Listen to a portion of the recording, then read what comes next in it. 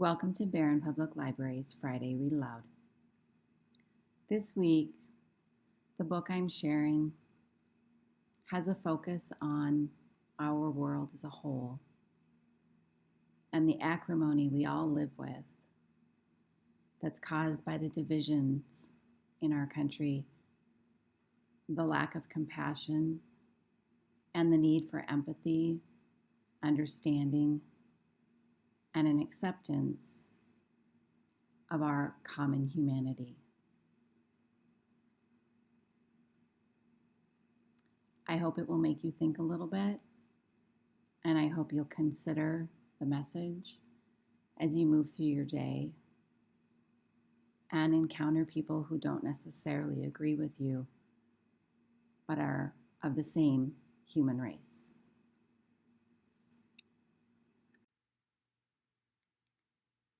Old Turtle and the Broken Truth. A story by Douglas Wood. Watercolors by John J. Muth. Once, in a beautiful, faraway land that was somehow not so very far, a land where every stone was a teacher and every breeze a language, where every lake was a mirror and every tree a ladder to the stars. Into this far and lovely land there fell a truth. It streaked down from the stars, trailing a tail as long as the sky. But as it fell, it broke. One of the pieces blazed off through the night sky, and the others fell to earth in the beautiful land.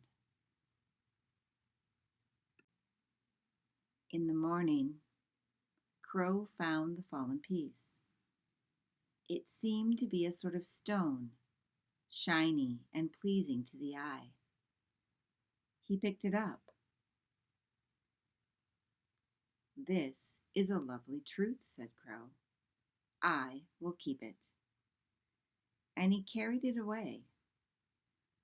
But after he had held it for a while and examined it closely, Crow said, "This truth does not feel quite right. A part of it is missing. I will look for a whole one."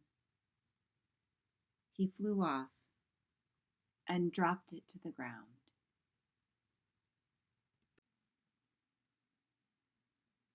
Other creatures who liked shiny things soon noticed the truth as well. Fox, coyote, raccoon, each picked it up and carried it a while, but they, too, found that it had rough edges and was difficult to carry, and its sparkle soon lost its appeal. "We do not need this broken truth," they said. "We will find a whole one." Butterfly and Bear also discovered the truth, drawn by its sweetness, but each found that it left a bitter taste after all. "There is something missing in this truth," they thought, and they left it alone. After a while, none of the creatures even noticed the broken truth anymore, and it lay on the ground, forgotten. Then a human being found it. He was walking slowly, listening to breezes, gazing at beauties above and below and all around him, when he found the broken truth.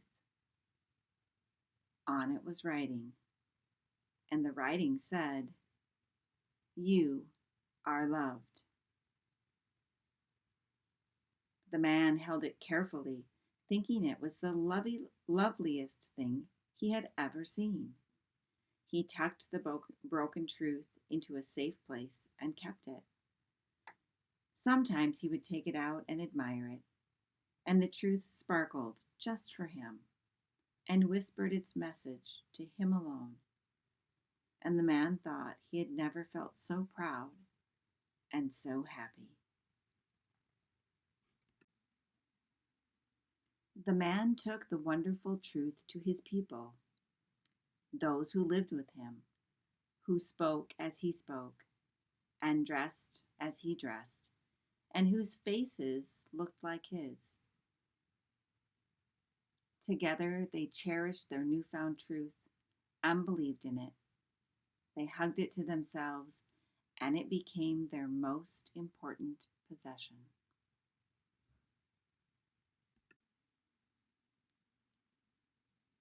After a while, the man and his people did not hear the language of breezes and stones anymore, but heard only their truth. They did not see the mirrored beauty in the lakes or the ladders to the stars, but saw only their sparkling truth. And for them, it was enough. And they called it the truth.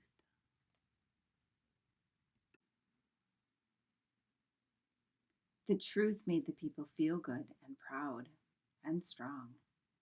But soon they also began to feel fear and even anger toward those who were not like themselves and did not share their truth. The other beings and other people of the lovely land seemed less and less important, and the language of the breezes was hardly ever heard anymore.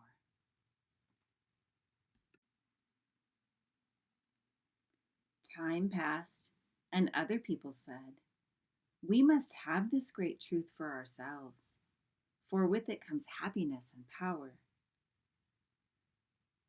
Many battles were fought, and the broken truth was won and lost, over and over again.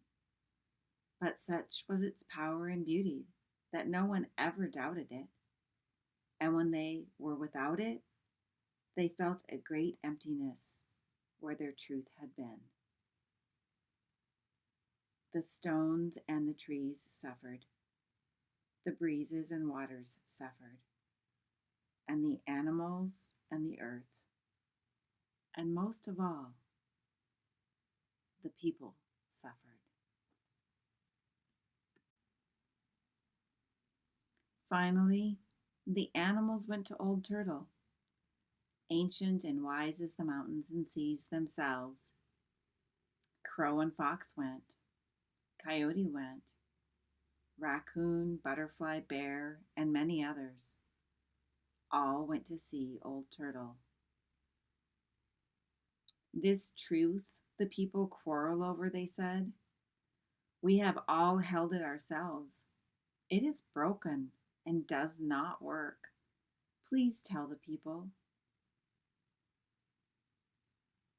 "I am sorry," answered Old Turtle, "but the people will not listen. They are not yet ready." And the suffering continued until one day a little girl came to find Old Turtle. She had traveled very far, had crossed the mountains of imagining and the river of wondering why, had found her way through the forest of finding out, and when she had grown tired, she had ridden on the backs of the animals or the wings of birds, and they had helped her find her way. Finally, they came to a great hill in the very center of the world. From there, the little girl thought she had never seen so far or seen so much beauty. But when she saw Old Turtle, she could hardly speak. She simply looked with eyes full of wonder. "Why have you come so far to find me, little one?" asked Old Turtle. Her voice rumbled like faraway thunder, but was as soft as a breeze through a caterpillar's whiskers. I I wanted to ask a question," answered the little girl. "Where I live, the earth is sore, and people are suffering. Battles are fought over and over again. People say it's always been this way and will never change. Can it change, Old Turtle? Can we make it change?" Old Turtle spoke. "The world you describe is not the world that has always been, little one." Then Old Turtle told of how the people had found the broken truth and the suffering it had caused. It is because it is so close to a great whole truth that it has such beauty, and that the people love it so, said Old Turtle. It is the lost portion of that broken truth that the people need, if the world is to be made whole again. But where is the missing piece? Asked the little girl. Can we put the truth back together again? First, my child, said Old Turtle, remember that there are truths all around us and within us. They twinkle in the night sky and bloom upon the earth. They fall upon us every day, silent as the snow and gentle as the rain. The people, clutching their one truth, forget that it is part of all the small and lovely truths of life.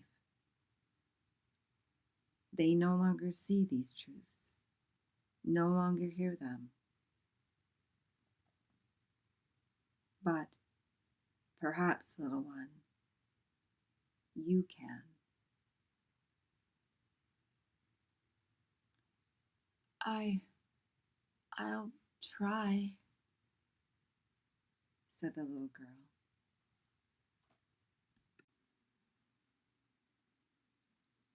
And she thought once more of her long journey. She looked upon all the beauty that surrounded her, from the far hills to the flowers beneath her feet. She saw the movement of clouds, and the soaring of birds, and the dancing of light upon the green and living earth. She heard the whispering of a breeze. And gradually, a feeling came over her, as though all the world were made of truths, as if the world had been made just for her, and she had been made just for it. And she felt a secret smile somewhere deep inside, and thought perhaps she understood. She looked once again at Old Turtle, her eyes more filled with wonder than ever before.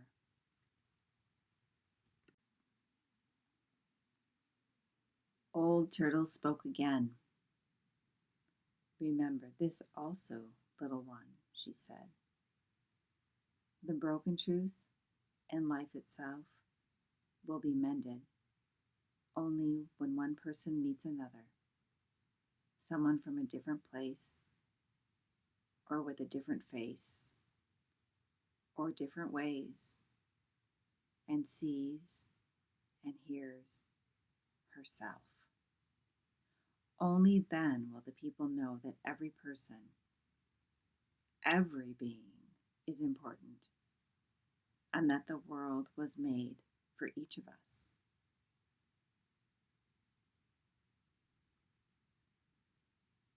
For a long time then, the two friends were quiet, high on their hill in the very center of the world. And in her heart, the little girl thought she could see other people in other beautiful lands, people with their own ways, their own truths, people different from her own, but still somehow the people.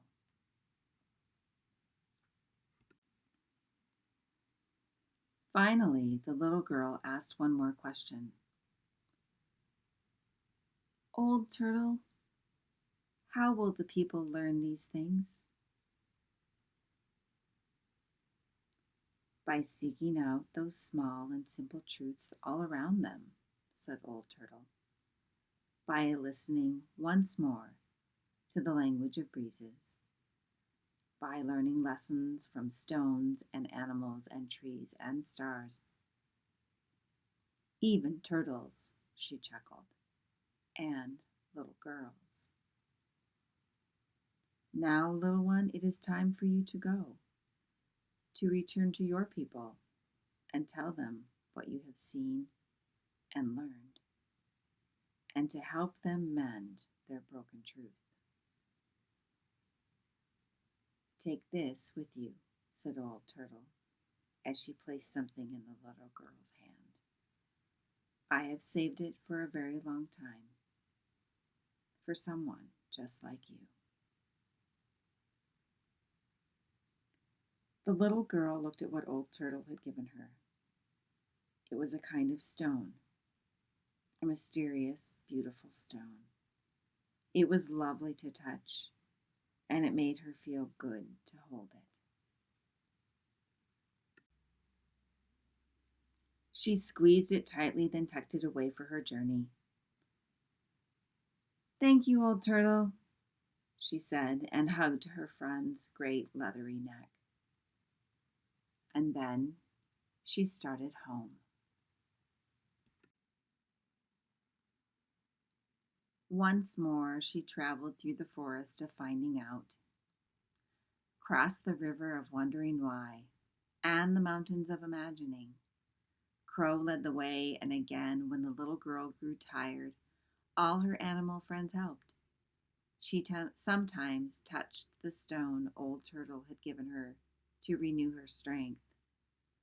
And it took a long time, yet almost no time at all. And she was home. But it had been a very long journey, and those who take great journeys of the heart are changed. The people did not recognize her, and when she spoke, they did not understand. She told them of her journey, but the people could not follow her words. She spoke of a world made of small and gentle truths, of all people being one people, but they could not catch her meaning. She explained about the broken truth and the need to make it whole, but the people did not believe her and could not understand.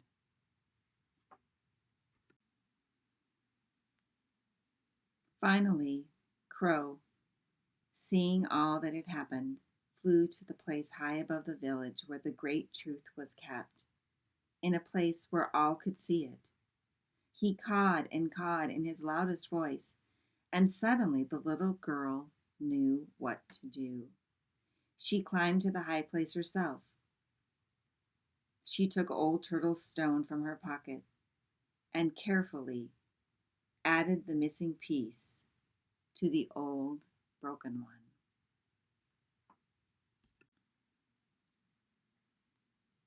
The fit was perfect.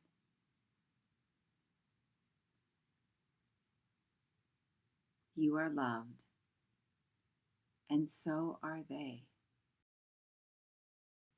The people looked and looked and looked. Some frowned, some smiled, some even laughed, and some cried. And they began to understand.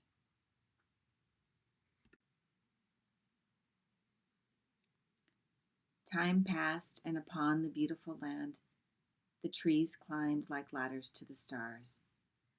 The waters shone like mirrors, and the people saw their beauty. A breeze stirred, and they heard music. Tiny truths fell by day and night, gentle as the rain and snow, and the people found them and kept them in their hearts. And slowly, as the people met other people different from themselves, they began to see themselves.